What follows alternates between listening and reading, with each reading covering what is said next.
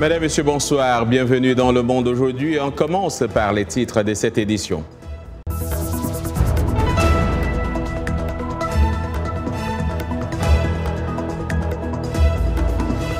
Selon deux instituts de sondage locaux, Emeraude et Sigma, le parti d'inspiration islamiste Ennahda aurait obtenu le plus grand nombre de sièges, à savoir 40 sur un total de 217 contre 33 à 35 pour Khaled Tounes, nouveau parti du finaliste de la présidentielle Nabil Kaouri, actuellement en prison.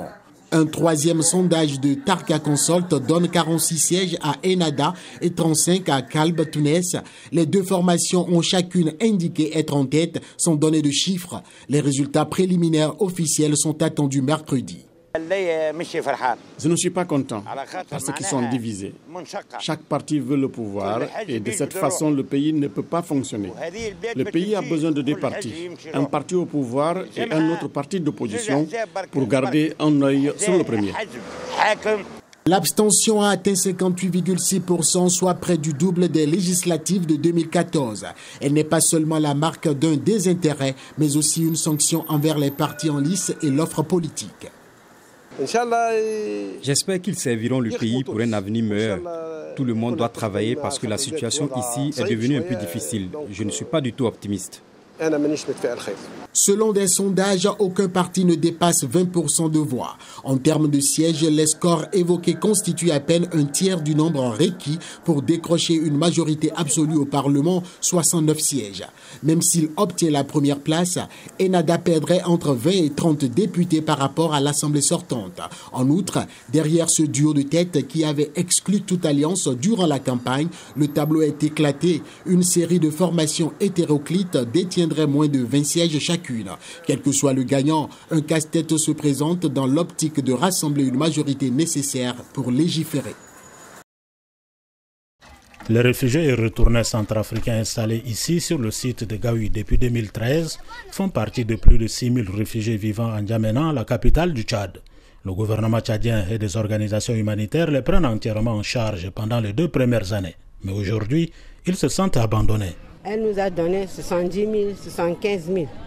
75 000 là, tu payes l'école, tu achètes les cahiers, les tenues pour les enfants et puis combien reste pour que tu te débrouilles avec. Les personnes de maison nous ont dégagé, ils nous ont dit que déjà vous n'avez pas d'argent, il faut sortir de notre maison. Nous sommes tous retournés ici dans le site.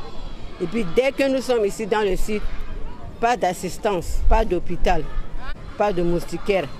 Les maisons sont déchirées. L'OICR, à travers son partenaire ACTED, a tenté de réinsérer ces réfugiés et retourner dans les quartiers de N'Djamena en payant 6 mois de loyer par ménage, avec un fonds d'appui pour les activités génératrices de revenus, mais c'était peine perdue. À peu près 2 ans, là, on a bien traité. Maintenant, presque 3 ans, on a beaucoup souffert. Regardez comment nous sommes. Vraiment, on n'a pas envie de rester même ici, parce qu'on souffre beaucoup. Si le système d'assistance mis en place pour insérer ces personnes vulnérables ne résout pas le problème, l'OICR sera obligé de les déplacer vers un autre camp à l'intérieur du pays. Nous avons au-delà de 14 camps ici au Tchad. On peut les transférer au camp. Et au camp, il y a tous les services disponibles. Des sources dignes de foi laissent entendre que le camp de Gaoui, qui abrite aujourd'hui environ 4000 réfugiés et retournés centrafricains, sera fermé dans les jours à venir. M. Trump se dit préoccupé par la corruption en Ukraine, impliquant probablement Joe Biden, candidat à l'investiture démocrate dont le fils Hunter a eu des relations avec une société qui était sous enquête en Ukraine. Trump est le président le plus corrompu de l'histoire moderne. Il est la définition même de la corruption. Un membre de service de renseignement s'en est plaint, suivi peut-être d'une autre plainte auprès de l'inspecteur général Michael Atkinson. Donald Trump a qualifié l'enquête de chasse aux sorcières menée par les leaders démocrates du Congrès, dont Adam Schiff, président de la commission du renseignement de la Chambre. C'est un crime frauduleux contre le peuple américain, mais nous allons travailler avec Schiff, le trompeur, et la présidente de la Chambre, Nancy Pelosi, et tous les autres. Les démocrates ne sont pas de cet avis et l'accusent d'avoir trahi son serment. Le gouvernement, sans justification, a retenu 391 millions de dollars d'aide militaire à une Ukraine vulnérable. Le président a alors fait pression sur un dirigeant étranger pour s'immiscer dans les élections de 2020 et cibler un citoyen américain à des fins politiques. C'est un manuel d'abus de pouvoir. Mitt Romney, sénateur de l'Utah, est un des rares critiques du président Trump parmi les républicains. Un autre républicain estime que le président fait juste son travail. Si nous envoyons en Ukraine les dollars durement gagnés du contribuable américain pour les aider à combattre la Russie, les aider à faire avancer leur pays dans la bonne direction, à mettre en place des systèmes de sécurité dont ils ont besoin, il croit que nous devrions aussi nous assurer qu'il n'y a pas de corruption là-bas. Le président Trump s'en est pris à la présidente de la Chambre des représentants, Nancy Pelosi. Il l'a accusée de crimes graves, de délits et même de trahison et a réclamé sa destitution. Donc, affaire à suivre. Que serait notre vie sans la technologie? C'est lundi et c'est Afrotech. Rendez-vous avec Arzouma Compaoré. Arzouma, bonsoir et bienvenue. Bonsoir John et bonsoir à toutes et à tous. Alors c'est aujourd'hui que le Rwanda a officiellement inauguré la toute première usine de fabrication de smartphones du pays. La cérémonie de lancement s'est faite en présence du président Paul Kagame qui est reparti chez lui muni d'un maraphone personnalisé en son nom. L'usine du Rwanda devient ici la seconde du groupe Mara à voir le jour après celle de Durban en Afrique du Sud. Les maraphones existent en deux versions, Mara X et Mara Z, et ont été conçus en partenariat avec Google dans le cadre du programme Android One. Le X, le moins cher, à peu près $139 US, est livré avec des versions allégées d'applications telles que YouTube Go, Gmail Go ou Google Go. Quant au Z, vendu à $199 US, il possède des fonctionnalités pour la reconnaissance faciale ou d'empreintes digitales. Le groupe Mara agrandit ainsi sa capacité de production de smartphones sur le continent à côté d'autres fabricants comme Afrione au Nigeria. Alors, on va troquer nos iPhone et Samsung pour un marathon Arzouma. Pourquoi pas. Chaque lundi, Arzouma, un focus de la semaine. Alors, direction le Mozambique pour y découvrir Dane Amadi et son projet de plateforme numérique appelée la tablette communautaire. C'est une plateforme alimentée à l'aide de panneaux solaires et dont l'objectif est de révolutionner l'éducation en matière de santé. En effet, la tablette communautaire, composée de 6 écrans LCD recouverts d'une matière imperméable, utilise le jeu et l'interactivité pour transmettre des messages importants sur le VIH, le paludisme et d'autres problèmes de santé. Alors, que ce soit en ville ou en campagne, la tablette géante suscite plein de curiosité au grand bonheur de son créateur. Suivez. Comme vous pouvez le voir d'un côté, il y a un grand écran où nous faisons la promotion de vidéos éducatives. De l'autre côté, cette infrastructure permet aussi la vidéoconférence pour répondre à des questions. Nous pouvons l'appeler opérateur virtuel. Voilà, selon Dane Amadi, donc, la tablette communautaire a jusque-là aidé à éduquer plus d'1 million de personnes. Qui dit Afrotech dit un peu de folie, mais folie d'invention. Arzouma, de quelle folie parlons-nous cette semaine? John, si vous ne connaissez pas encore Atlas et le robot humanoïde de la société américaine Boston Dynamics, eh bien préparez-vous car comme vous allez le voir, les prouesses de ce dernier sont on ne peut plus étonnantes. En effet, en plus de marcher et courir sur 2 jambes, Atlas peut désormais exécuter une routine gymnastique digne d'un enchaînement olympique. Départ en fente suivi d'appui avant en équilibre sur les bras en roulade, puis saut à 360 degrés. Les aptitudes du robot ressemblent de plus en plus à celles des humains. Ce qu'il faut savoir aussi, c'est que la société crée certains des robots les plus avancés au monde, tels que Big Dog, Atlas, Spot ou Handle, tous inspirés de la capacité des animaux à bouger avec agilité, dextérité et perception et intelligence. D'ailleurs, pour Mark Rebert, le fondateur et PDG de Boston Dynamics, l'un des éléments clés de ces robots, c'est leur comportement dynamique qui contribue à leur efficacité et à leur polyvalence dans le monde réel. Alors, un monde réel qui, John, peut présenter bien des défis pour ceux qui manquent de mobilité. Marcher, courir, sauter ou simplement attraper une coupe de champagne. Des mouvements simples qui restent cependant impossibles pour beaucoup d'amputés malgré l'utilisation de prothèses. Pour y remédier, 2 jeunes Britanniques ont décidé de fabriquer des prothèses d'un type nouveau, conçues pour s'adapter aux différentes activités de la vie. Suivez ces explications. Si le mouvement, c'est l'essence même de la vie, alors rester actif est d'importance capitale. Afin de redonner aux personnes amputées leur autonomie et leur mobilité, 2 étudiants britanniques fabriquent des prothèses de bras multifonctionnelles et personnalisables.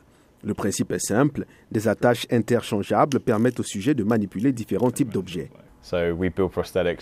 Nous construisons des prothèses qui, au lieu d'être rigides et conçues sur mesure, fonctionnent un peu comme des vêtements et chaussures. Elles sont donc confortables, faciles à installer, vous pouvez les expédier par la poste et en raison de toute cette simplicité, leur coût est vraiment abordable. Le bras comporte un tissu doux qui peut être serré ou desserré. Il a également un clip magnétique auquel on peut rattacher une variété de pièces jointes. Une brosse à dents, un pinceau, une corde à sauter. Les utilisateurs peuvent également utiliser un stylo, un couteau, une cuillère et des baguettes.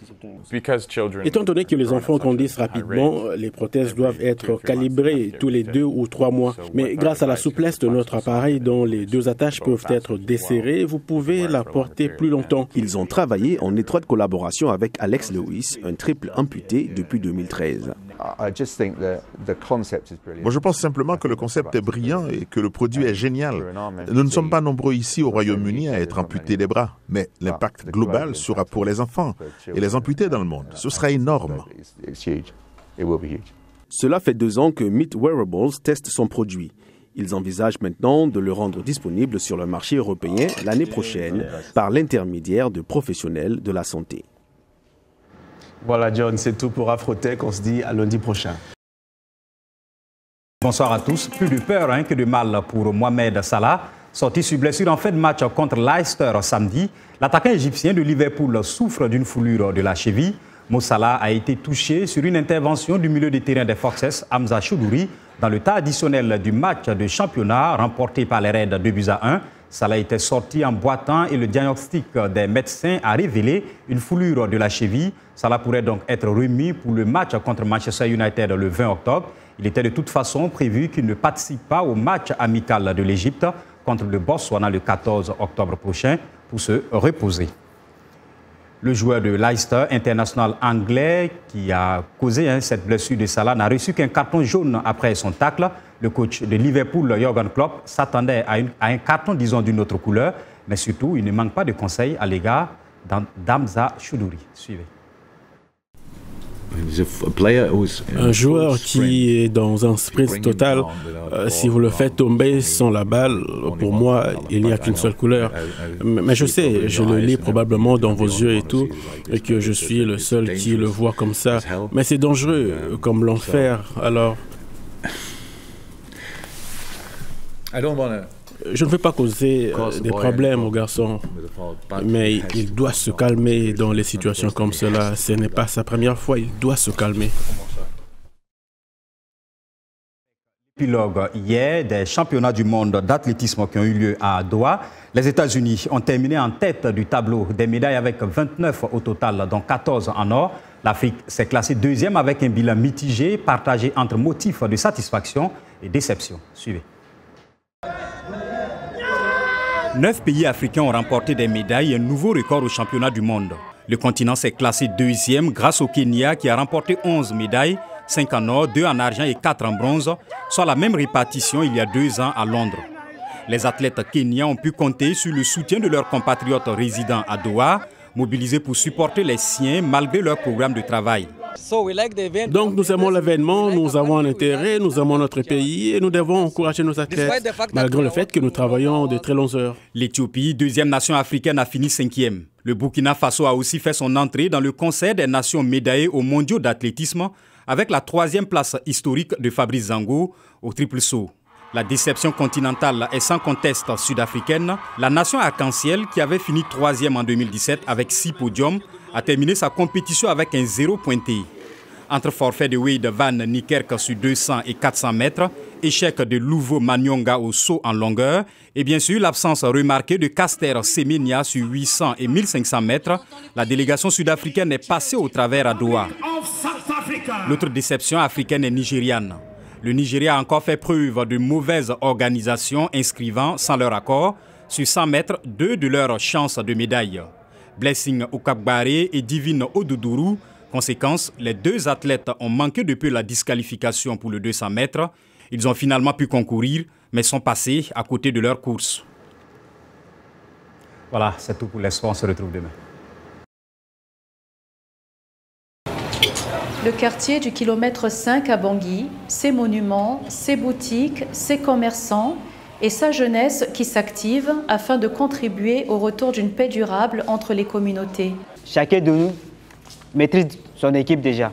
Ici, les crises politico-militaires ont laissé des empreintes qui ont favorisé la marginalisation et l'enclavement de toute une population. Une situation que des jeunes volontaires ont décidé de changer. Je suis le président de CRJ4, c'est une organisation de la jeunesse musulmane centrafricaine qui évolue beaucoup plus dans le cadre de cohésion sociale et de vivre ensemble. Chaque année, nous inscrivons beaucoup plus sur les enfants démunis, à l'école et de contribuer aussi à leur éducation, de les appuyer avec les fournitures scolaires. Nous sommes aussi dans la formation d'entrepreneuriat pour que demain ils deviennent responsables d'eux-mêmes, de créer des entreprises pour développer les pays parce que c'est la pauvreté là vraiment qui pousse les gens vraiment de faire n'importe quoi. Nous promouvons aussi beaucoup plus l'éducation des filles parce que une fille, si elle est instruite, j'espère que c'est toute une nation qui est instruite. À travers leur organisation, les jeunes, avec l'appui de quelques partenaires, organisent sans relâche des activités qui favorisent la cohésion sociale, le relèvement du système éducatif ou encore pour rendre effectives les campagnes de vaccination. Des actions qui portent des fruits. À l'époque, si quelqu'un dit qu'il part au kilomètre 5, les gens croyaient qu'il part dans un couloir de la mort. Vous avez vu aujourd'hui, il y a retour des activités, il y a la calmie, les enfants aillent à l'école, nos mamans partent à l'hôpital, les jeunes aussi exercent les activités. Vraiment, on a eu des résultats sur le terrain. Volontaires, investis, engagés, les jeunes du kilomètre 5 espèrent que leur pays redeviendra un jour la vitrine de l'Afrique, un but qui sera atteint grâce à la contribution de tous. Bonne chance aux jeunes de PK5. C'est la fin de ce journal. Merci à toute l'équipe qui l'a préparé et à vous d'avoir suivi. Demain est un autre jour. Bonsoir.